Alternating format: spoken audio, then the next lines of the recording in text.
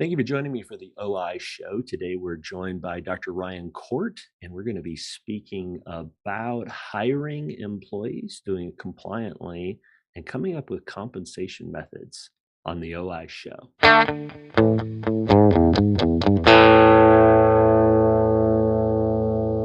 Well, thanks again for joining us for the Optometric Insights show.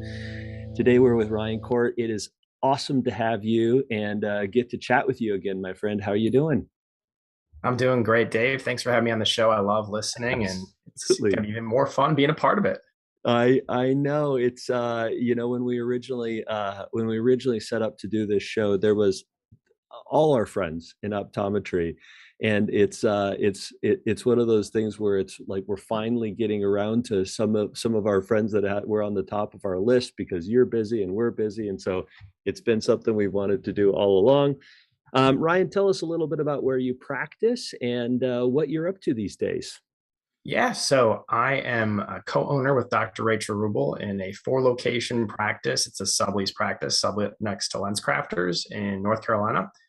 So we have two locations in the North Charlotte area and two locations in the Asheville area. And in fact, we're looking to bring on another OD to the North Charlotte area. So shout out to any ODs that are looking to relocate within the state of North Carolina, want to get a North Carolina license. But yeah, that's where I practice. And then, I'm a busy guy on the outside doing a little bit of speaking and consulting, and just really enjoy just being involved in, whether it's on social media or in person. And then I'm also a father of two little ones, and I have a beautiful wife, and life is good. Yes, yes. Good clarifying that your wife is beautiful.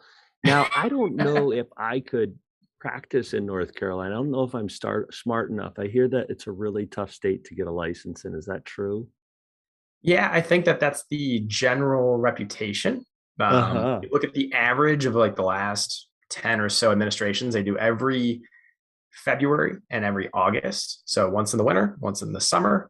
The average is right around 80% pass rate. Yeah. So very doable, but it is an oral kind of case report style. You have 10 cases, and it's one of those things that's more daunting, I think. And again, another barrier to entry, kind of a hoop you have to jump through. So it's intimidating for a lot of people. Yeah, but once you're licensed, you probably don't rush to leave. It's probably one of those great things. It's a good community within North Carolina for sure. Yeah. And so if people are interested, they better get on it now so they can be on by August or taking the test in February, right? So, Yeah, there's a 60-day and a 45-day lead up for application. So if you're taking it in oh, August, you got to have all your stuff in at least some of it 60 days before. And then wow. 45 days before, it's the, making sure you cross your T's and dot your I's with your application. So Yeah, yeah, it's almost like absolutely. preparing to, apply for optometry school again and going through outcast. It's just Yeah. it's a step-by-step process. Well, speaking of hiring people and new optometrists, you and I were talking earlier that it's really hard to find people for our practices. I hired four people 5 months ago to join our practice. Um, and as of today, none of them are still here. We either let them go or they just decided they weren't up to the task. And I know that's happening everywhere, right? And it seems like we've really hit some walls, not only within optometry but elsewhere. What are you seeing with this? Are you experiencing this in North Carolina as well? Oh, Dave, you're not alone. Oh, phew. Wholehearted. Yeah, and I think everybody listening is not alone. When we're going through it day by day, we probably feel like, what am I doing wrong? What am I, where am I missing? Just when I put together this package for this person or I onboard them, what am I doing wrong? When I'm interviewing, what am I doing wrong? But it's happening across the board. I don't think you can literally throw a rock in your community and not hit a help wanted sign, whether it's on the outside, whether you walk into a facility, it's posted right there with signing bonuses and hourly rates that you used to see for some of these entry level jobs that are going up $1, $2, $3, $4, $5 an hour. So Oh, yeah. what are we doing? We're trying to make sure that we bring in the right people through a good kind of interview process, have them come into the office and shadow. So they actually spend a half day shadowing in the office. They interview with the staff a little bit, and when we do that, guess what? Not everybody shows up. So right away, you're like, okay, this isn't going to be a good fit. And then we do some background checks. We do some, talking to their previous references and employers. And even that, you got to make sure you hit the sweet spot with the compensation package. And so asking around the community, what's everybody paying, looking online, searching job boards to see what the going rate is and where it's sitting. Yeah. And even all that Ryan, makes it you challenging. actually hit on something I want to target before we talk about hiring people, and that is, you mentioned that you bring people in and they hang out in the office. I would imagine that we need to be doing something different for our current employees, because if they're not happy with their job, we're not going to be hiring new people because they're going to notice something about our culture and so forth. And every time I look at your social media or Rachel's social media, of pictures of inside your office, everybody's smiling. Uh, so you're doing something right. What are things that we could be thinking about for our existing staff in this current environment? I've got a couple ideas of some things we're thinking about or trying, but what are you doing to keep those people smiling on social media in your practice? It's a magical word when I say cheese. It really gets, it's like this innate little kid ability where they're just like, okay. But honestly, trying to make sure that you have concise meetings and check-in meetings, and then also empowering those on your team. Like we have managers at our office to check in with the current staff, asking, letting them know when we hire them that we're flexible. So we have a 7-day-a-week practice with 4 locations. So, we have a lot of coverage to have. And so we have a lot of people on our team that are, maybe they're going to school and this is a part-time job for them, and other people that are, this is full-time and they want to grow within the practice. So trying to identify what their goals are and make sure that we're, staying up to date with that and being flexible if something happens. At the end of the day, one of the things I tell my patients though is, Dave, we never know who's going to present to the office, right, and how they're going to present, what's on them emotionally or mentally, or what they've gone through. So true. And so you can only control what you can control within you, right? And circumstantially. Yeah. How many people in those 4 offices do you have total? 7 days a week. Oh my goodness. I think it's 20 to 25. I got to double check the numbers. Yeah, but 20 not or all 25. full-time. Now here's the thing about this, right? If the average employee stays for 2 years, which in this day and age is a reasonable time frame, that means you're employing somebody new every two a month. That means you're having to hire 2 people. So this constant in and out of our offices, and if you can take that 2 years to 4 years, that just changes your culture entirely. And so it's all about that. Now, we have people who come and work with us and they're like, in a year and a half, I'm going to optometry school, right? That, or people are in undergrad and they're going to grad in their do something. So that's one thing. But for those employees that we currently have, one thing that we do, and it's completely changed our culture, Ryan, and I'm curious if you do something similar under your compensation package or something, is we do something called the Great Game of Business. And this isn't something I invented, but Danny Clark in Texas brought the Great Game of Business, which is a book, into optometry.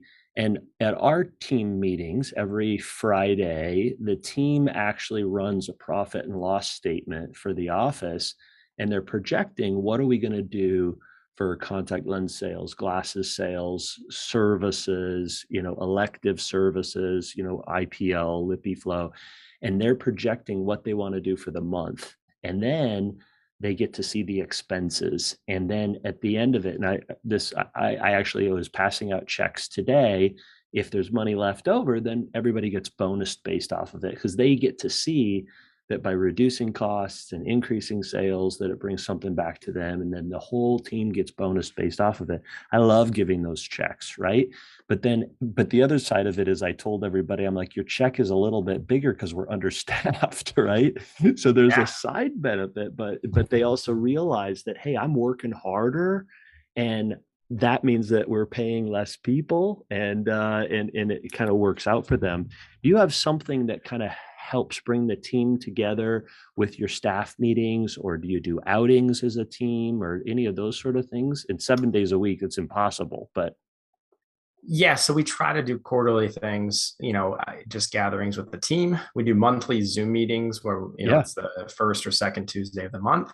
And then we have a similar bonus situation where, all the, basically there's a pot and it's divvied out at the end of the month based off a yeah, percentage of hours worked. So a similar situation. If you're yeah, understaffed great. or we had a killer month, they're going to see it. But also on the flip side, if the month wasn't as good, we almost get emails like, hey, what happened to bonus? And then you have that conversation during the staff meeting. Like, wow, we didn't have as good of a month as, maybe it was the Mhm. month before. And so let's, turn it up a notch. Let's do the best that we Yeah, can. I love that transparency. So now that we've got everybody in the office smiling, you mentioned one thing is that people don't show up for the interviews, and that is so true. A couple of years ago, a friend of mine brought up the idea of doing a group interview, and that's completely changed right now. Our first interview with everybody is over Zoom. But these ideas of these group interviews has really been helpful because we'll invite 5 people to interview and only one shows up, right? But what that meant is that we didn't interview 4 people. We didn't waste time with 4 people. So those are just huge things that people do. And so I always say that looking at a resume is a horrible way to really assess somebody or who they are and their skill, but meeting somebody is everything. And so the more people you can get in, is a better. So I used to pore over resumes, and now if somebody applies, I pretty much invite them into a 10-minute Zoom or a 15-minute a half hour group interview where everybody comes in, and then our job during that interview is to sell people on how great we are, and then invite them back for an interview where they spend time in the office. I was kind of curious, do you do something to kind of weed people out before they come in, or do you try to open the doors for everybody right away? You absolutely nail it. I love that you do that. You bring them in, you see who shows up, and you kind of take it from there. What have You're we done? halfway there if they You're halfway show up. there. So what we do is we apply and we put the position on Indeed.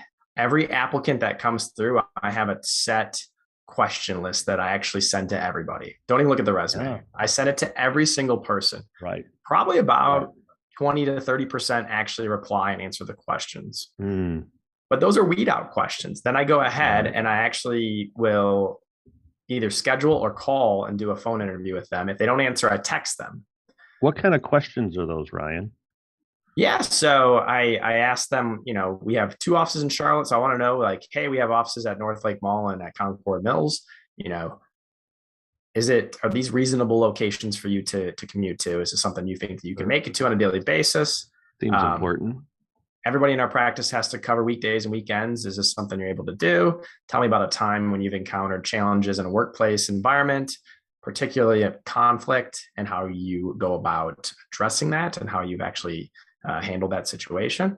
And then I want to know like a baseline rate range. What are you looking for or expecting from a compensation package? Give me the range you're Mhm. looking for. Yeah, otherwise And it's a waste of time if they're waste of like time for seven everybody. dollars more. You nailed it. Yeah. And so I use those things to weed them out. And then I go ahead and Indeed, I actually just favorite them or just add them to like the yes list. And then I will try to reach out to them. And not everybody answers and not everybody replies back to the text. But the ones that do, those are the ones that make it to the phone call stage of the interview. And then after that, I bring them in for a scheduled shadow. Yeah, that's brilliant. Now, I as you're talking through that, one of the things that has come up is how many things I've screwed up on over the last 15 years. And some of them have been things that I didn't know were not right to ask or could be asked. And so we work with a company called HR for Health, which has really been helpful in making sure that we're doing things somewhat compliantly. Is that something where you and Rachel get together and kind of talk about the things that you're going to do, or how do you kind of work through compliance issues with hiring? I mean, there's obvious questions you don't ask about race, religion, who they voted for in the last presidential election, and so forth. Um, yeah, but how do you kind of navigate through that? We stay away from the clear and obvious. And you know, one of the reasons that I do a lot of our recruiting and interviewing is I have a little bit of background experience doing it. That's right. In Mm-hmm. undergrad, I did it. I actually was an HR, engineering, and IT recruiter, so I learned a lot of those things and incorporated that into it. And so that's kind of one of my fortes. Rachel's really big on, she's, very good financially when it comes to insurance and accounts receivable and managing just our day-to-day Yeah. operational cash flow. Good to have a partner for that stuff, Yeah. right? So we work together on those things. And at the end of the day, once we bring somebody on board, I'll go ahead and have all the appropriate paperwork sent over to them, and then they'll send it back to her and she'll put it to our payroll system. So we have definite things delegated to each other that we do. But yeah, I guess really at the end of the day, we could probably continue to stay up to date. I do a lot of research on what you can and can't ask. And you nailed everything pretty much. You can't ask about, hey, by the way, you have a little one on the way, or hey, do you, you can't ask about sexual orientation. You can't ask about religion. You can't ask about any of those things. And that's kind of, we know that. So, but tell me about that company though. Have they really guided you in the right direction? Yeah, well, so we run all of our paperwork through them, our staff manual and all that stuff. They go through it. The guy that is the CEO, he's an attorney in HR, and then they have HR consultants. And so if I'm going to fire an employee, I'll call them first and I'll just run everything by them, and then and everything actually is included in the cost. And our employees, they sign in and they sign out. That it's how we run our hours, and everything is through their portal. And so when a new hire comes in, all of the documentation is on that portal. And so the employee signs in, and these are the papers that they have to sign. And so it all gets saved in there. We don't, gone are the days where it's like, where's the employee file? It's all within that. And then, during the pandemic, we jumped on, webinars that they put on about, PPP stuff and all that stuff. So that's what they do, is they do, HR for healthcare organizations called HR for Health. They are not a sponsor of this podcast. That was not the intended purpose. It's just somebody we've been using for 4 or 5 years. And, when you've used somebody for a long time, you forget to go in and ask what's new. Whereas if you were new at that company, and so that's one of the things I ask our managers to do, is just to review, what are some things that we need to be thinking about with them. So that's a pretty cool organization. What one question that I think everybody somewhat deals with is, I have an employee who we hired, and they're making good money, but now we're hiring new people, and they're asking for more money than what my incredible employee is making. And it was fair back then. So how do you deal with that? Is that you kind of keep it hush hush, or what do you do in those situations, Ryan?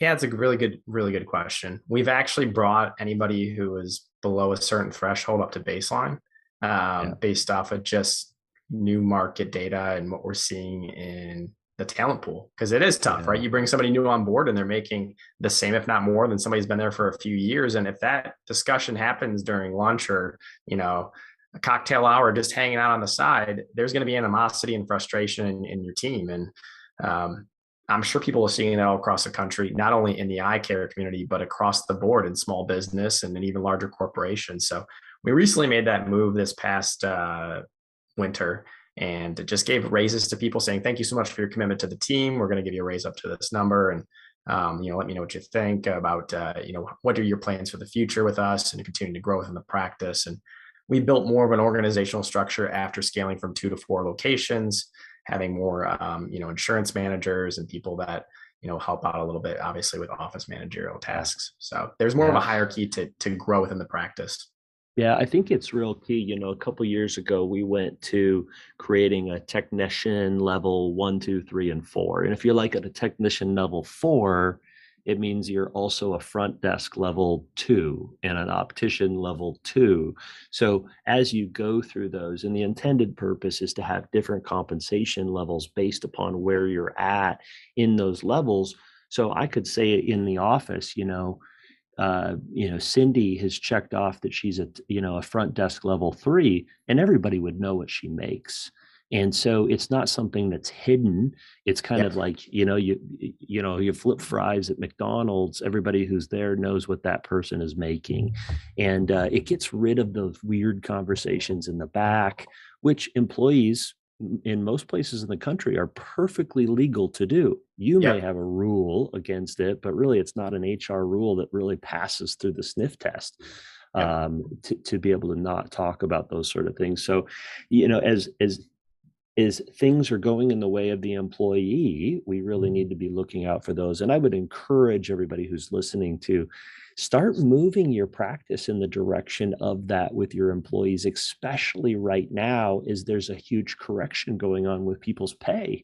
It may be a good time to kind of start leveling those sort of things out. And certainly when you've got 4 practices and on your way to 20, Ryan, you have to do that sort of thing, right? I love the tier system. Honestly, I think that that's brilliant. Is just making sure that, I've never really thought of having a certain 1, 2, and 3 tier of just the patient workup process. But you're right. You have to have some kind of checks and balances for why somebody can be justifiably making more than another person, and trying to start them all off at the similar range, or if they come in with experience, justifying why they're starting off at a certain range based off their experience level. So I do love that. Yeah. Yeah. And within that, you can't be a level whatever, 2 or 3 or 4, unless you've been at the practice for 12 months or something like that. So it allows you to be able to say, okay, here's the checklist, but included in the checklist is the amount of time that you've been here. And our checklist includes books that you have to read.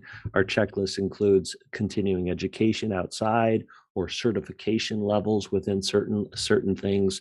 So it kind of gives everybody an opportunity to see. And if there's somebody who comes in and they're going to be paid at a higher amount than we would normally hire somebody at that because they just are the killer person, they're fantastic, we just escalate it and say, well, within this amount of time, you have to go through all of this training and you have to check off all of these things in the list. We just are reducing the requirement for the amount of time that you're here. It allows us to kind of get through that because, I mean, we've hired people that, they're just getting paid a ton of money and they are the right person for the office, but they're just getting paid way more than other people. And it just makes it really difficult. I'm sure you've experienced the same sort of thing. 100%. I love that strategy. I'm curious. So then in regards to all of your onboarding and all of your kind of the checklists that you have, are those things housed digitally? Are those things housed on paper? Or how do you present that material to your team members? Yeah, so that's the sort of thing that you can house in an HR for health, and Okay. everybody can That's what I kind of thought. see Okay. that. So then the leads over each of the offices, I've got 3, can sit down and say, hey, by 90 days of you starting with our office, here's the expectations that you've done, right? And so at 90 days, if somebody hasn't accomplished those sort of things, it's either like you're continuing on probation, or it's not that there's 0 to 100. You have to have been there. Like, we'll check in all along the way, but those are the sort of things where it's just like, hey, you're not catching on, and we've continued to train you, and there's a cutoff. But those sort of things are laid out ahead of time in all of the different criterias. Yeah. And by no means do we do it perfectly, but we're doing it better than we used to. You have a system and you're getting better every single time you hire an employee, which is Yeah. all you can really ask. That's our goal in the practice, is every hire that we make the onboarding system and training system just a little bit better. Yeah, and knowing that in your lifetime you will likely have over 100 employees, the onboarding and the training has to be a process. It has to Mhm. be a process, right? Has to be streamlined, because otherwise it's just a slog. You can't have Susie at the front desk sitting every single day for 3 months with Jenny, the new hire, and then Jenny leaves and now Susie's doing it again. Here's a question for you: at 4 offices, at what point do you hire somebody specifically for training? Yeah, so we like you, we have a training system in place. So it's all password protected on our website, and it's phase 1 through 5 training plus the reviewing of our office manual. And so between Rachel and I, we work with our office managers to tackle that right now. But you're right. As we, if and when we continue to scale, or just in general, if we want to refine our system, that would be something we could do, is bring somebody on board. The challenge logistically is we have a 2 hour, drive time difference between the offices. And so maybe regionally, somebody for training in one location or area, one for the other. And, or like you said, now with Zoom and all the different video conferencing that you can do, you can get a lot done training remotely. So, yeah. Well, dude, I know I could talk with you a whole lot more about this. It's been fun. I mean, such great information. What do you see for the hope for the future with this? Is this going to level out at some point, or are we just going to have a reset and completely start over? I feel like, ever since the pandemic, there's been a lot of what ifs, right? Like, when is Yeah. this thing going to go away? Is what patients would sit and ask me, or, what's going to happen? I wish I had the magic 8 ball, but I can tell Yeah. you that the fact that you and I are having this discussion and our colleagues are having this discussion only puts us a step ahead of the competition. And True. so we need to continue to wait and see. And honestly, hopefully it does level out, because it is getting expensive, right? If things keep going up and up and up, because our reimbursement rates don't always go up, vision and or medical, right? And how we No. practice. And so we have to find a way to balance it out. But I'm all about bringing Yeah. in the right people, getting the right people on the bus, training them accordingly, just like you do, and keeping the really good ones on the team, and figuring out what to do with the ones that don't work out. And a lot of times they do pivot and go elsewhere. So we'll see, though. Yeah. I hope sooner than later, Dave. I don't know. What do you think? I know. Well, um, I always say that we can complain about a problem or we can find a solution to it, right? And Mhm. I think that the time for complaining is over. Oh, yeah. And it's now time to think way outside this box. And we've just got to be searching everywhere for good people. And they're out there. But a lot of times we play kind of defense with this and just kind of wait for people to come. And at some point when you've met somebody who doesn't seem like they're happy in their job, but they're crushing it, maybe it's time to give them a new opportunity and offer to have them come and hang out with you for a day or a half a day and see what your practice is like. And I always suggest doing that. I've hired some of the best people in different industries of just saying, hey, you're fantastic at your job. Have you ever thought about something else? And they're like, I thought I was going to be a waitress the rest of my life. And, now they're an amazing technician. So yeah, it's got to change. We've got to find new solutions to old problems. So yeah, cool. Well, thank you, Ryan Corte, for joining us for the OI show. Obviously, incredible topic here, a little bit longer show than we normally have because you had so much great information. I sure appreciate it. Where can people find more information about you and the things that you're doing? You're crushing it. How can people learn more? Yeah. So I have a website, just ryancourt.com, and then pretty much on all forms of social media. My handle is at Ryan Reflects. So it's all about personal, professional development, a lot about, career development, of course, optometry and just management, practice management. And then on LinkedIn, I'm just under Ryan Court. So happy to connect with any of the listeners. Dave, thank you so much for having me. This has been a lot of fun just to have this discussion. Thank you, man. Big blessing. And thank you for joining us for this episode. Make sure to like and subscribe, and we'll see you again next time on the OI show. Thanks, Dave.